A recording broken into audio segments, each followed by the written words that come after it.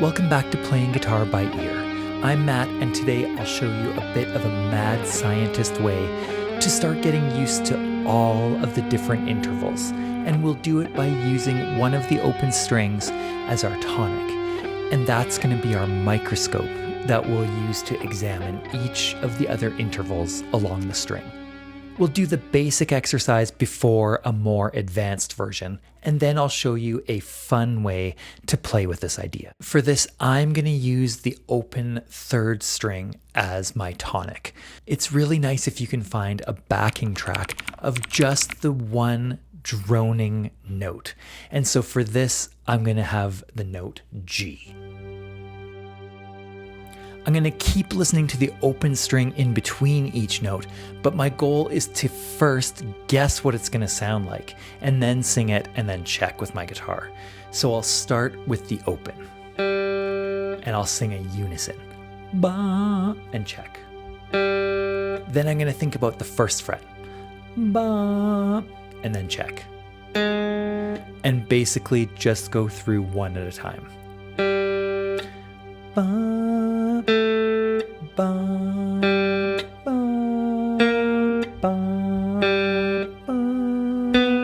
ba, ba, ba,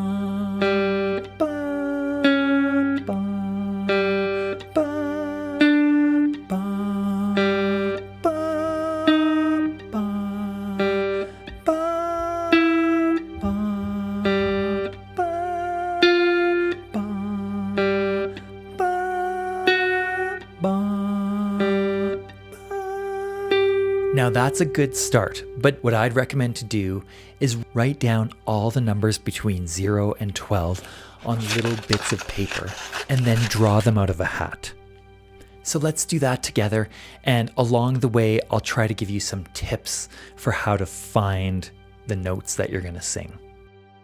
In the last video we were fishing along the strings for notes, but in this case I'm going to fish for the notes more with my voice. And maybe if you have really good vocal technique, you might not need to do this, but you'll definitely hear me scooping around a little bit to try to find the right notes. We're starting with the 10th fret. That's my goal, is to sing that note after only hearing the open string. Ba, ba. I kind of remembered the sound of a minor seventh directly, but to get that, what you could do is sing up an octave and then try to go down a big step from there. Ba, ba, ba. And then check. It doesn't really matter if you get it wrong, because that's how you'll differentiate. The next one is the 7th fret, and I like this one because we've already been singing perfect fifths quite a bit, and so this is just another perfect fifth above the open string. Ba. Now we're looking for the 1st fret, and actually this is a little bit of a tricky one. It's going to be really close to the same note that we're hearing, only 1 fret higher. So maybe I'll match the G first. Ba. And I'm gonna just try to a little bit bend up to a small sounding step above that. And then I'll check. It's actually quite challenging to hold that note as we hear the droning note. Ma. It clashes, and you'll feel this sort of tendency for the note that we're singing to want to go back down to the tonic.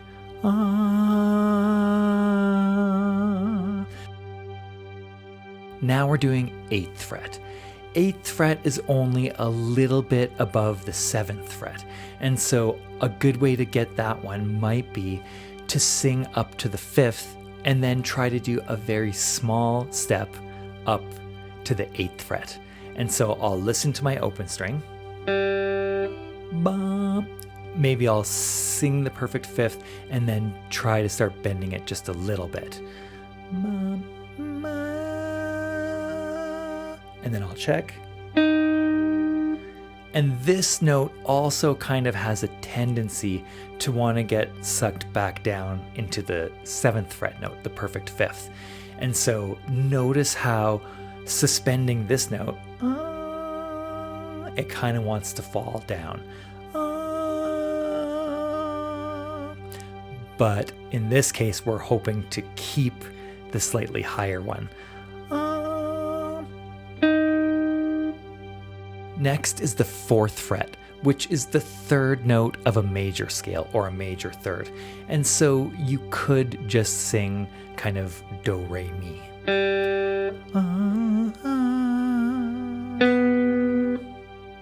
And for either 12 or 0, I think it's fine to sing in whatever octave you like. So I can either sing a higher octave or the lower octave. And then check. And now 9. This one is a little tricky. It's the 6th note of a major scale.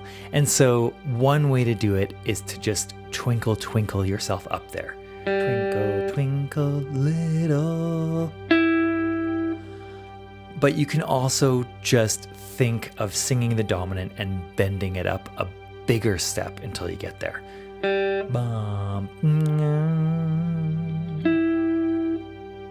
The 2nd fret is a whole step above the open string, and it's probably easiest just to think of it like do, re.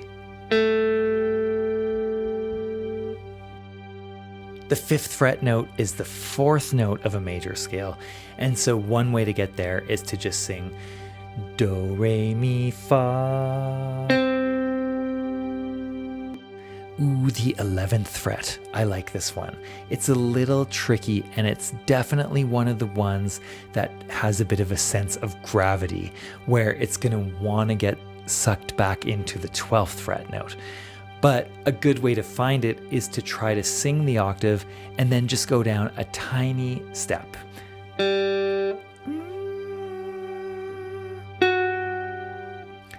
And then it's the same thing. It's challenging to hold this note with your voice because it tends to want to get pulled back up into the tonic again. But we want to keep it a little low with that little rub going on between the two notes. The 6th fret is kind of the evil tritone, and it reminds me of how the 11th fret wants to get pulled back up to the tonic on the 12th fret. The 6th fret is kind of leading us to the dominant on the 7th fret, and the same idea applies. I could sing the dominant first and try to bend down into the dissonant sounding 6th fret note. So I'll listen to open first, and I'll sing the dominant and the flat.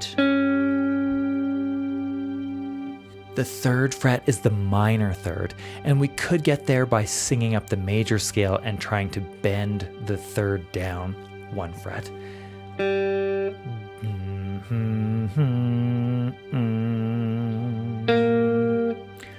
Or we might just directly remember the sound between the minor third and open.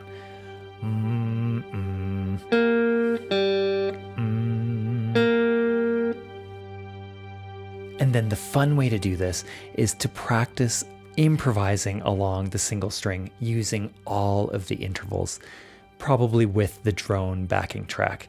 And so you don't have to use all of the intervals equally, but do try to get through all of them. And especially try to sing along with what you're playing.